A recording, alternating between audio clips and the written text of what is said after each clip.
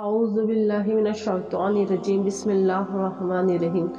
دوستو، آج میں آپ کو ایک ایسے بچے کی کہانی سنا رہی ہوں جو کہ اسکول میں داخل ہوتا ہے، اسے نیا کورس دلاتے ہیں اور جب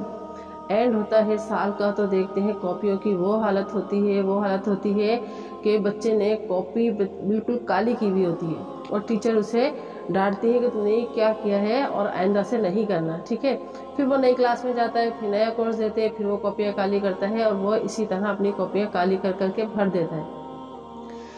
تو پھر جب وہ تھوڑا سا بڑا ہوتا ہے پھر اس کو کاپیاں دیتے ہیں اور وہ پھر یہی حال کرتے ہیں، اس نے اپنی ایک عادت سی بنا لی ہوتی ہے۔ تو بالکل جس طرح وہ بچے کی حالت ہوئی ہوتی ہے یہی حالت بالکل ہماری ہے۔ اپنے اوپر رکھ کے سوچیں، ہم اللہ تعالیٰ ہمیں بار بار موقع دیتا ہے اور ہم کیا کرتے ہیں، توبہ کرتے ہیں اور پھر دوبارہ سے گناہ کے کام شروع کر دیتے ہیں۔ تو آج شب بارات کی دوسری صبح ہے اور آپ کو یہ مان کر چلنا ہے کہ اللہ تعالیٰ نے آپ کے سارے گناہ معاف کر دیے ہیں اور آپ کی بخشش کر دی ہے۔ آپ ایسا ہی سمجھیں کہ اللہ تعالیٰ نے آپ کو معاف کر دیا ہے، کیونکہ اللہ بڑا رحیم و کریم ہے اور واقعی اللہ تعالیٰ نے ہمیں معاف کر دیا ہو۔ یہی سوچ کر ہمیں چلنا ہے کہ آج کی صبح ہماری بالکل نئی صبح ہے اور یہ جو اللہ تعالیٰ نے اب ہمیں جو بک دی ہے نا، یہ سمجھ لیں کہ صرف 2 ہی پیج کی بک رہ گئی ہے اور ہمیں اس کو اس طرح سے استعمال کرنا ہے جیسے کہ بچہ اسکول میں جب نئی کاپی لیتا ہے، بڑی کلاس میں جاتا ہے، سمجھدار ہو جاتا ہے تو اپنے جو ٹائٹل پیج ہوتے ہیں ان کو بہت ہی خوبصورتی کے ساتھ سجاتا ہے، سنوارتا ہے، کلرفل بناتا ہے کہ میری ٹیچر مجھ سے بہت زیادہ خوش ہوں گی، میں سب سے زیادہ اچھا کام کر کے لے کر جاؤں گا۔ تو بالکل اسی طرح جو اللہ تعالیٰ نے ہمیں بک دی ہے اور جس کے اب کچھ ہی پیج باقی ہیں، زیادہ پیج باقی بھی نہیں ہے،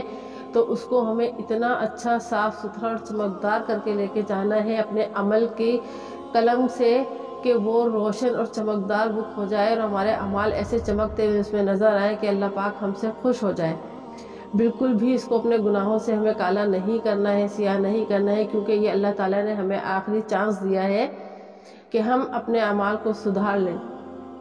اور یہی مان کر چلنا ہے کہ بس اللہ تعالیٰ نے ہمیں معاف کر دیا ہے، دوبارہ سے ایک چانس دیا ہے، نئی زندگی دی ہے، تو اس کو ہمیں بہت ہی خوبصورت طریقے سے لے کے چلنا ہے اور گناہوں سے بچنا ہے۔ ہر قدم پہ یہ سوچنا ہے کہ اللہ ہمیں دیکھ رہا ہے اور اللہ ہمیں سن رہا ہے، کہ نہ ہی ہمیں کچھ غلط بولنا ہے، نہ ہی کچھ ہمیں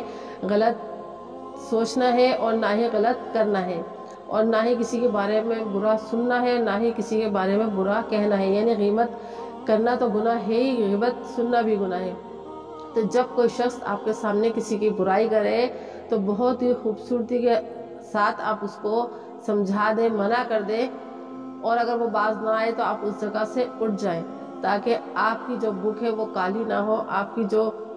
اللہ تعالیٰ نے نئی آپ کو بک دی ہے اس کو آپ بہت خوبصورتی کے ساتھ سجا کر اللہ کے پاس لے کر جائیں اور اللہ سے بہت ہی زیادہ استغفار کرتے رہیں اور اپنی کاپی کو سجاتے رہیں۔ بس اتنا ہی کہنا تھا، چھوٹے سے الفاظ میں چھوٹی سی بات ہے، لیکن اگر سمجھ جائیں تو سمجھ لیں کہ آپ کی زندگی سنور جائے گی۔ اللہ حافظ، دعاؤں میں یاد رکھیے گا۔ اللہ حافظ۔